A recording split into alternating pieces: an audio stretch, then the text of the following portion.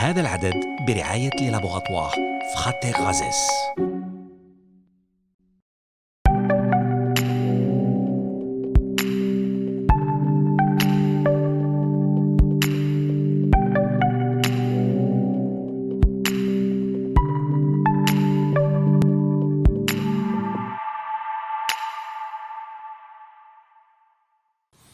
Salam, le sujet des biosimilaires revient régulièrement dans l'actualité ces dernières années.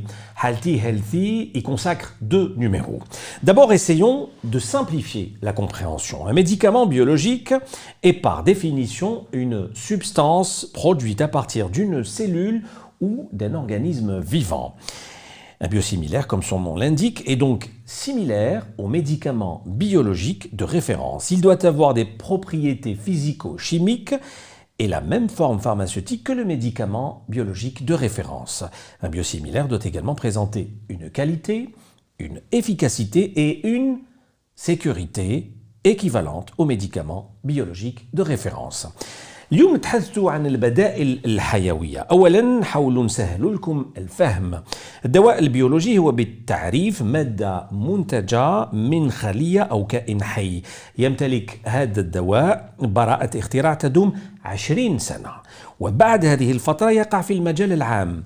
البديل الحيوي كما يوحي الاسم يشبه الدواء البيولوجي المرجعي، يجب أن يكون له خصائص فيزيائية كيميائية وبيولوجية متطابقة، نفس المادة ونفس الشكل الصيدلاني، كما يجب أن تكون الفعالية والأمان معادلتين للدواء البيولوجي. Tout savoir sur les biosimilaires, intitulé de cette première émission consacrée à ce sujet. Bienvenue.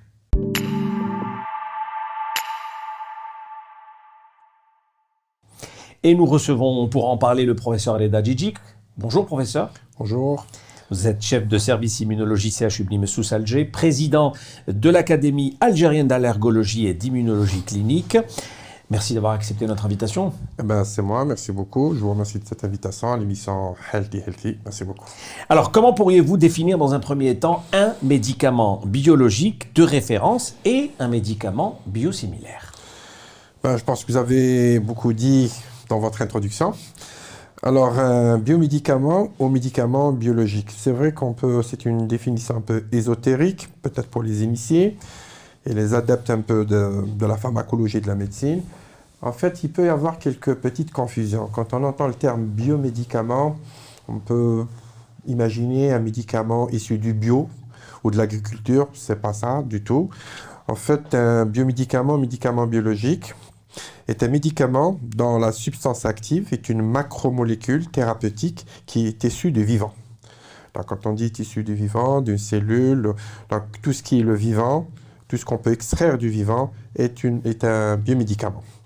Alors, ces biomédicaments aux médicaments biologiques peuvent être par exemple des anticorps thérapeutiques, des facteurs de croissance, de l'insuline. Ce sont généralement des protéines. Sur ces protéines, on peut avoir des sucres, donc ce sont des glycoprotéines.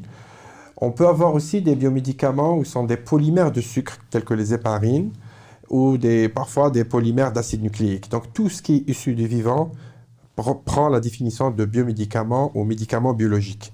Ce qu'il faudrait savoir, que ces médicaments biologiques, ce sont des innovations thérapeutiques, c'est-à-dire qu'ils apportent beaucoup dans le traitement de certaines pathologies très graves, telles que les cancers, les maladies rhumatismales. Donc ils ont un apport très très important sur le plan thérapeutique et constituent vraiment un arsenal thérapeutique très très intéressant. Alors, on continue avec les définitions et je vous demanderai aussi de nous différencier le biosimilaire et le générique. Très bien. Alors, j'ai dit tout à l'heure, ce sont des macromolécules thérapeutiques. Ce sont de grosses molécules. En fait, totalement différentes des médicaments chimiques. Les médicaments classiques, ce sont des médicaments qu'on synthétise chimiquement. Et généralement, la taille des médicaments chimiques, ce sont des petites tailles, comme on prend par exemple l'aspirine. L'aspirine, ça ne dépasse pas les 18 daltons, les 0,18 kilodaltons. Par contre, les biomédicaments, ce sont des grosses molécules. On peut atteindre les 150 kilodaltons pour les anticorps thérapeutiques ou dans les 10 kilodaltons, par exemple, pour les molécules telles que l'insuline. Alors, le biosimilaire, d'abord, avant d'arriver au générique, Un biosimilaire, comme son nom l'indique, c'est une copie du biomédicament. Mais en fait, le procédé de fabrication et de contrôle est tellement complexe d'un biomédicament ou médicament biologique que avoir une copie de même similitude moléculaire est très difficile à avoir. Donc on veut se rapprocher le maximum. Donc on ne parle pas de copie identique, mais de similitude. C'est pour ça que un médicament biosimilaire, la législation a prévu, elle est très très sévère, très rigoureuse pour fabriquer un biosimilaire.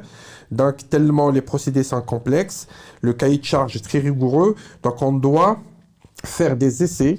Comme pour le biosimilaire molécule de référence, on va faire des essais précliniques et cliniques. Donc les précliniques, c'est-à-dire faire des essais sur les animaux, cliniques sur les humains, pour prouver l'efficacité thérapeutique de ce biosimilaire. Donc il faut aller vers des étapes vraiment complètes de préclinique, d'études cliniques et précliniques pour prouver l'efficacité thérapeutique, pour avoir un médicament sûr et de sécurité, d'efficacité bien établi. D'accord. Pour le générique? Alors pour le générique, ça c'est plus simple. Je pense que le générique c'est une molécule chimique qui est plus facile à reproduire. Ce sont des molécules de petite taille et ce sont des copies de molécules chimiques princeps qu'on arrive facilement à reproduire et qui ne nécessitent pas une grande technologie dans notre pays. Je pense qu'il y a plein de laboratoires algériens qui font du générique et les procédés sont bien maîtrisés, il n'y a pas de souci. Et un générique ne subit pas les mêmes pour l'homologation, pour les enregistrements, les mêmes, j'allais dire, étapes qu'un biosimilaire. Donc il est plus simple peut-être d'enregistrer sur un dossier un générique qu'un biosimilaire. On a juste besoin peut-être de certaines études bioéquivalence pour certains, pour faire un enregistrement d'un générique. Alors beaucoup de producteurs nationaux se sont déjà spécialisés dans le générique depuis déjà des années. Ces derniers temps, de nouveau, arrivent sur le marché dans les biosimilaires. Professeur Djidjik? Oui. En fait, les biosimilaires arrivent dans notre pays depuis quelques années. Je parle d'importation. Ce sont des produits très intéressants. Et en fait, maintenant, est-ce qu'on fabrique des biosimilaires en Algérie? Je pense qu'il y a peut-être un laboratoire qui fabrique des biosimilaires en Algérie. Je pense un biosimilaire qui est fabriqué en Algérie. Je pense que c'est une grande nouvelle pour notre pays parce que je viens de vous le dire, fabriquer un biosimilaire n'est pas simple, donc on doit avoir toute une procédure de biotechnologie, de purification, de filtration, de chromatographie. Donc fabriquer un médicament complexe, donc une procédure très complexe. Donc avoir des technologies, un transfert de technologie dans notre pays comme ça, je pense que c'est une très bonne chose et c'est de bon augure pour l'avenir de notre pays. Alors, professeur Reda Djidjik, quelles sont les conditions d'obtention d'une autorisation de mise sur le marché, ce qu'on appelle l'AMM, pour un médicament biosimilaire? Et pour l'Algérie du moins, est-ce qu'il y a déjà une différence avec le générique pour l'AMM? Alors, oui, absolument.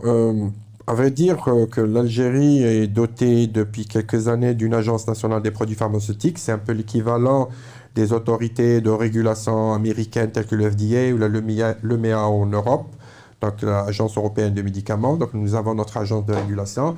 Je pense que c'est celle-ci qui devrait un peu faire les enregistrements des produits, de tous médicaments qui rentrent dans notre pays. Ils sont en train d'établir, je pense, toute la réglementation, l'arsenal juridique pour les biosimilaires. Vous savez que c'est quelque chose de très compliqué, de très complexe. L'arsenal juridique, il est en train d'être mis en place par cette agence. Mais pour le moment, tout produit biosimilaire qui arrive à notre pays obéit à un cahier des charges bien particulier. Donc il y a des modules à suivre, le module 3, le module 4, le module 5, sans rentrer dans le détail. En fait, on doit avoir sur dossier toutes les étapes de fabrication, de qualité pharmaceutique, très bonne qualité pharmaceutique, de similitude de produits biosimilaires par rapport aux produits de princeps. Donc toutes les études de pharmacocinétique, de pharmacodynamique doivent être bien établies. Toutes les études précliniques sur les animaux, on doit les avoir aussi, et les études cliniques sur l'homme. Donc tout un dossier doit être remis pour avoir toutes ces étapes pour pouvoir enregistrer un biosimilaire dans notre pays. Et c'est la même chose que le générique ou c'est plus... Non, à vrai dire, non. Le générique, c'est un peu plus simple d'enregistrer un produit générique. Et en fait, les génériques, ça dépend de la caractéristique du produit. La plupart des produits génériques nécessitent un enregistrement sur dossier, peut-être une étude de bioéquivalence pour certains, pour d'autres même pas. Mais pour certains génériques, je vous donne par exemple des détails des exemples tels que les bronchodilatateurs, qui sont des molécules qui dilatent les bronches et qui sont des molécules qu'on donne chez l'asthmatique. Cela, on ne peut pas faire d'études de bioéquivalence parce qu'on ne trouve pas le médicament dans le sang. Là, peut-être, c'est un exemple, par exemple, de générique, on a besoin d'études cliniques. Donc ça dépend de la caractéristique de la molécule, mais d'une manière générale, le générique il est plus simple à enregistrer, il n'obéit pas aux mêmes exigences que le biosimilaire. Alors, les avantages économiques ou les avantages de manière générale, hein, on parle d'avantages économiques, on parle d'avantages de santé publique et autres. Qu'est-ce que vous pouvez nous dire là-dessus, professeur? Alors, l'un des gros objectifs du biosimilaire, vous savez que les biomédicaments, d'une manière générale, ce sont des produits qui coûtent excessivement cher parce qu'ils sont issus du vivant, c'est des innovations thérapeutiques. Et vous savez, maintenant, pour pouvoir un peu couvrir, donner l'accès aux soins au maximum de patients, c'est un enjeu économique. Donc le biosimilaire, il est là pour apporter un peu cette concurrence aux biomédicaments. Bien sûr, le biosimilaire ne doit pas être commercialisé si le biomédicament n'est pas tombé, c'est-à-dire le brevet n'est pas tombé dans le domaine public. Vous l'avez dit tout à l'heure, tous les médicaments sont protégés par un brevet pendant une vingtaine d'années. Dès que ce brevet tombe dans le domaine public, on peut commercialiser un produit biosimilaire. Et l'un des gros objectifs, s'il est de même efficacité thérapeutique, il doit être moins cher. Pour soigner plus de patients. Dans deux objectifs, pour soigner plus, pour que l'accès de soins sera encore plus important. Et il doit être moins cher sur le plan économique, économiser un peu cette enveloppe du médicament qui est très exorbitante. Donc ce qu'il faudrait faire, ramener ces biosimilaires qui devraient être moins chers de 25 à 30% par rapport aux produits de principe. Ceci nous permettra de faire des économies pour acheter d'autres innovations thérapeutiques et couvrir un peu tout le champ tout le champ thérapeutique des molécules qui existent. Et pour un pays comme l'Algérie, qui vit aujourd'hui un contexte économique un peu difficile. Je vais vous dire, oui, je vous le dis, oui, dans un pays comme le nôtre, on a besoin de biosimilaires parce que c'est le contexte économique qui est, mais il n'existe aucun pays au monde qui puisse travailler seulement avec les médicaments d'origine principe. Je vous dis, dans les pays européens, les Français, les Américains, tous les pays industrialisés qui ont une économie qui est plus intéressante, plus importante que la nôtre, utilisent les biosimilaires. C'est une alternative très intéressante pour réduire le coût de l'enveloppe du médicament. Même s'il y a une aisance financière. Absolument. Absolument.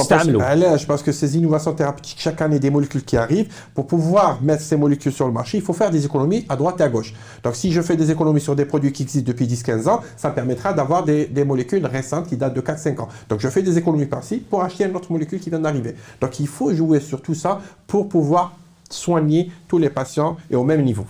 Alors, il y a des notions, renforcer l'indépendance nationale de son autonomie, éviter les ruptures, c'est des points qui vous inspirent certainement des commentaires, professeur. C'est clair. Vous savez, je ne vais pas vous apprendre que le médicament est un produit stratégique.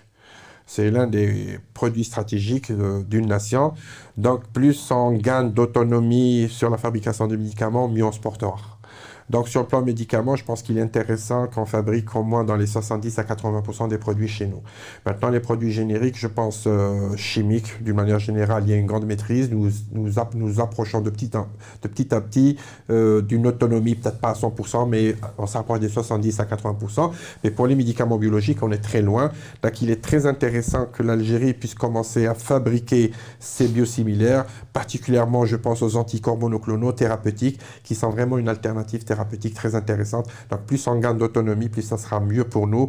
Et avoir ce type de produit, ça veut dire qu'on va maîtriser de plus en plus des techniques de biotechnologie. Ça donnera plus de travail pour les pharmaciens, pour les médecins, pour tous les professionnels de santé, pour les biologistes. Je pense que c'est quelque chose de très intéressant de fabriquer ces produits biologiques qui sont issus de la biotechnologie dans notre pays. Donc double avantage sanitaire et économique. Absolument, absolument, je suis tout à fait d'accord avec vous. D'accord. On a défini les biosimilaires. On a essayé de faire simple. On a parlé de ses avantages sanitaires et économiques à l'instant. Alors, question simple, professeur Djidjik. Yes. Pourquoi toute cette polémique autour des biosimilaires? Écoutez, tout ce qui est nouveau, tout ce qui est nouveau, on a peur du nouveau. En fait, si je vous mets un peu à 20 ans en arrière ou 10-15 ans en arrière, partout, si vous vous rappelez, le générique était très mal accepté par les citoyens. Partout dans le monde. Quand on pense qu'il y a une copie, pour nous, une copie n'est pas bonne. Elle doit... doit une copie ou بالك ماهوش عنده الفعالية كيما الدواء تاع l'original. C'était un concept khata où je pense dans le générique, il y a tout un travail qui a été fait dans le monde et même dans notre pays pour se battre, pour dire que le générique est une copie aussi du produit chimique. vraiment, c'est une copie intégrale. Il n'y a pas de problème d'efficacité, il n'y a rien. اليوم ثبتنا الفعاليه هذا تاعو. الفعاليه ما فيها حتى مشكل. نفس الشيء اللي رانا نشوفوه اللي كنا نشوفوه في الجينيريك هاو حصلنا في البيوسيميلار. نظن مع الاول النظره تاعنا بيوميديكامون هي ميديكامون تري كومبليكي ولازم له تكنولوجيا كبيره. يقول لك البيوسيميلار تي كوبي ممكن الفعاليه، هذا شو نظن خطا. L'enregistrement d'un biosimilaire obéit à des exigences strictes, vraiment très très rigoureuses. ما في حتى مشكل يعني في l'efficacité thérapeutique, في la sécurité de ce médicament biosimilaire comparativement au biomédicament. ما في حتى مشكل. يعني نظن هاد الوكالات تاعنا تاع الادويه العالميه والوطنيه راهم هنا باش يسهروا باش يشوفوا باللي الدواء تاع بيوسيميلار يعني الحيوي هذا اللي يجي راهو بنفس الفعاليه كو لو بيوميديكامون فيه حتى مشكل. Et aujourd'hui en Algérie, les choses avancent. Je pense qu'en Algérie, on est en train de faire nos pas sur ces notions de biosimilaires. Il y a eu beaucoup de séminaires, de congrès que nous avons organisés à la Fédération algérienne de pharmacie sur les biosimilaires, des tables rondes. Je pense pour essayer d'abord au niveau des professionnels de santé, essayer de donner un peu tous les éléments, de donner tous les éléments scientifiques pour essayer de démontrer que le biosimilaire n'est pas moins bon qu'un biomédicament. Je pense on passe maintenant au grand public pour essayer de banaliser, de rendre un peu plus simple ces notions تاع البيوميديكامون كلش باش نقولوا باللي هو دواء كيما الجينيريك كيما البيوسيميلار هما ادويه سور avec la même efficacité. Et puis c'est ça le débat. Pour qu'il y ait des gens pour, des gens contre, je pense que dans votre entourage, les professionnels de la santé avec lesquels vous opérez, professeurs, ils ont souvent des avis contradictoires et puis ils risquent même d'avoir des avis, entre parenthèses, qui changent parce qu'il y a une efficacité qui est prouvée, il y a des preuves qui arrivent. Absolument, c'est-à-dire maintenant, dans la pratique courante, les médecins, peut-être il y a une petite réticence au départ, ils ont l'habitude d'utiliser un produit biomédicament Princeps au départ, quand on leur change leurs habitudes, peut-être ils s'attendent à une efficacité inférieure, tout ça, mais je pense que tous les professionnels de santé doivent s'unir autour de cette problématique pour apporter les preuves que d'une manière générale, un biosimilaire est équivalent sur le plan thérapeutique, sur le plan efficacité thérapeutique, sur le plan sécurité, sur le plan innocuité, qu'il n'y a aucun problème, sur le plan... Intérêt collectif. Absolument, absolument. Question du grand public, professeur, il y en a quelques-unes, même certaines questions émanant visiblement de professionnels de la santé, très avisés sur le sujet. Alors, question 1, est-ce qu'en utilisant un biosimilaire, l'effet thérapeutique sera le même chez le malade? C'est évident. Je pense que si on utilise un biosimilaire, c'est pour avoir le même effet thérapeutique, sinon c'est نفس الفعالية. Absolument, c'est نفس الفعالية وما يلزمش يكون عندنا les effets secondaires plus que par rapport au produit Princeps. Il faut que peut-être on ait moins d'effets. Oui, moins d'effets, plus d'effets thérapeutiques, mais moins d'effets thérapeutiques ou plus d'effets secondaires, c'est inacceptable pour un biosimilaire. D'accord. Deuxième question du grand public. Chez le pharmacien, pouvons-nous accepter un équivalent biosimilaire et puis ce biosimilaire sera-t-il remboursé? Ça, c'est pas de mon domaine, mon ressort de parler de remboursement, mais je pense comme tous les médicaments qui apportent un plus dans les soins, comme un médicament nécessaire et important. Je pense qu'il y a des médicaments qui sont classés comme médicaments essentiels. Je pense que tout médicament essentiel mériterait d'être remboursé. Pourquoi pas? Ça, c'est un point de vue personnel. Maintenant, bien sûr, ça relève un peu des autorités compétentes dans le remboursement, ministère du Travail, ministère de la Santé, qui évalue tout ça. Mais je pense qu'un médicament qui apporte un plus dans la thérapeutique, dans la protection de la santé des citoyens, il doit être remboursé, il n'y a pas de souci. D'accord. Une question qui me fait un peu sourire. Est-ce que les autorités compétentes en Algérie ont l'expertise nécessaire pour donner l'AMM aux biosimilaires? Délicate.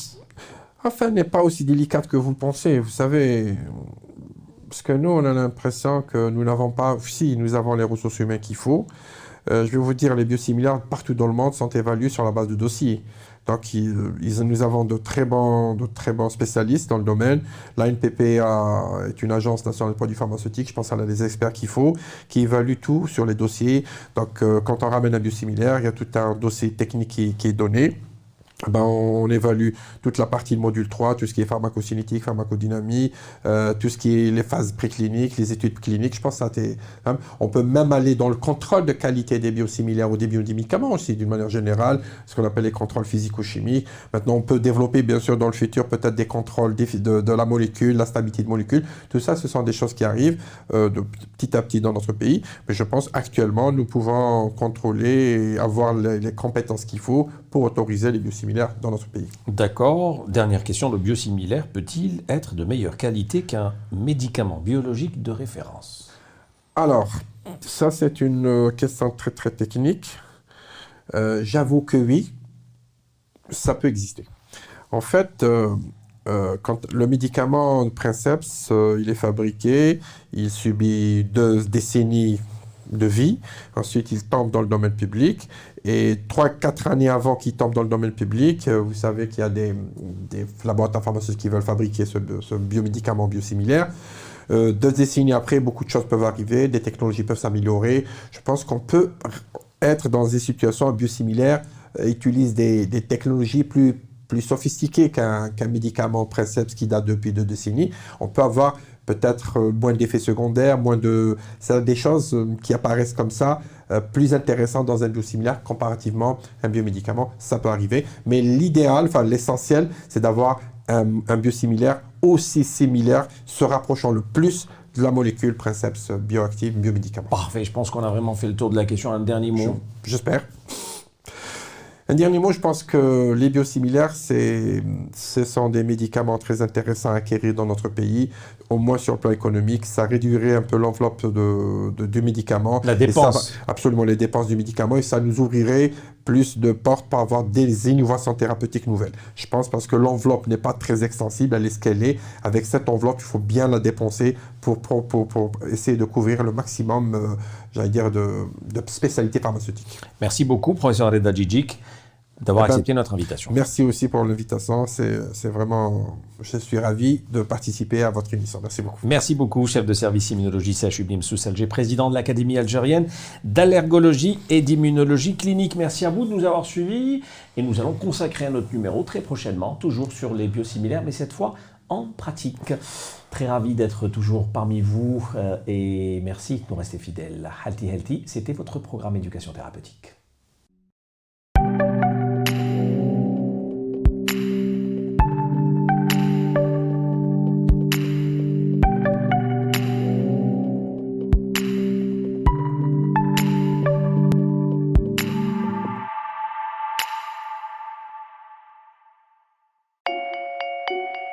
هذا العدد برعاية للابوغاتوار فراتير غازيس.